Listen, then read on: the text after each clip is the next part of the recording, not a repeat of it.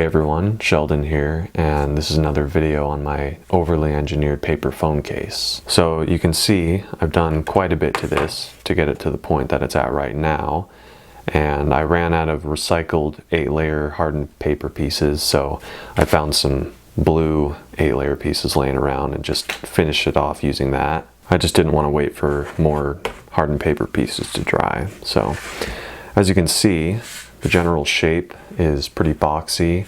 It looks about like I thought it would, which is good. Obviously it's very, cornery. It's not very comfortable to hold, but I'm probably going to end up rounding it off later on. But other than that, everything internally seems to be nice and square. So I'm just showing that with this little triangle here. It's pretty handy to have one this size because I can just fit it inside and not have to try to guess. One of the more difficult parts was getting this wall lined up to this one on both sides like that. So I just took the longest side of the triangle and put it there, and assuming I knew one of these was square to this, I just lined up the other one, pushed it against that, and just super glued it down. And if you're wondering what this gray stuff is on the inside, that's just JB Weld that I applied to the low areas and then just filed it smooth. So it doesn't look that great, but it is actually smooth, and it's on the inside, so it doesn't really matter. And I used JB Weld on the entire outside surface. It's a little hard to see now because I covered it with another final layer of paper, semi-final. Basically, I'm just trying to correct for the low spots using paper and super glue.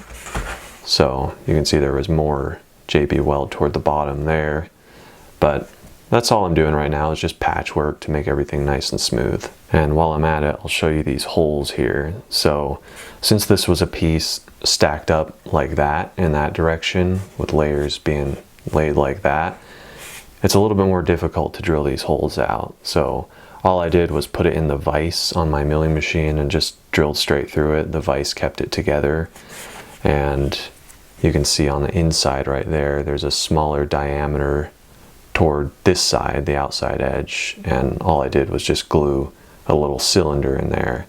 And those are pretty important because that is going to be how the buttons work, which is just like this. This is a prototype button I made using a Q-tip, a small band of paper toward the top to make that a bigger diameter, and some super glue.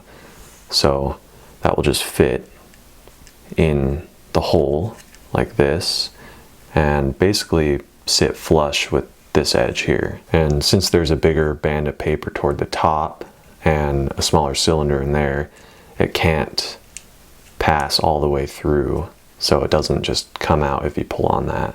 Like I said, it's a prototype button, so it's not going to be this long, and it's not going to be made out of Q-tip. And if I take the button and put it over here on this side, same principle with all the buttons, I can take my phone and put it in here, and I can push on it. The screen comes on, goes back off, and it doesn't come out. So if it's a little shorter and more ergonomic, it'll look and feel better. Also, that crack right there, that's on my screen protector, not my actual phone. Just thought I'd point that out because it would be a little ironic if I was making a durable phone case out of paper and my phone was broken. Anyway, I got these holes drilled down here too, and this one up there.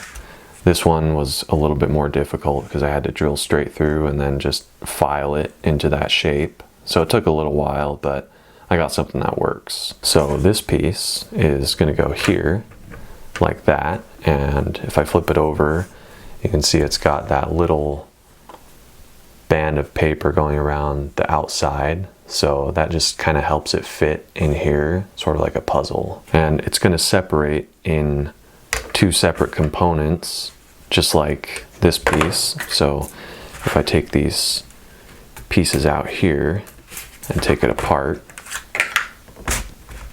just like that, you can tell that since this piece divides into two separate parts, it's kind of a necessity for this to do the same thing if it's going to be glued down here. So, I mean, I could like screw it into place and have this be a whole separate plate that comes off, but with how I designed it, it's going to be separated into two and just glued to each side and come apart as this comes apart. So I'm just going to do one of two things to this. and you guys will see what I'm talking about. So pretend this is blue and it's, you know, this shape. So just kind of outline that a little bit.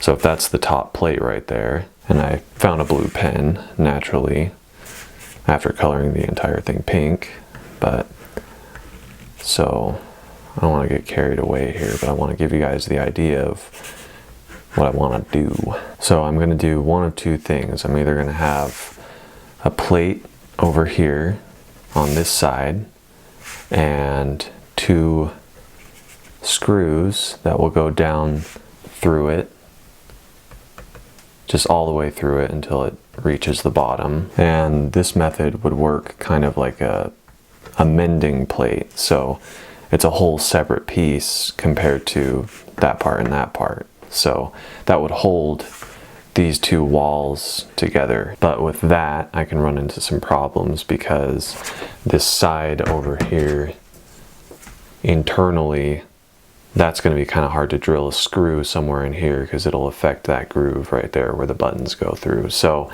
I might try that out. It might not even affect that area, but it's a thought.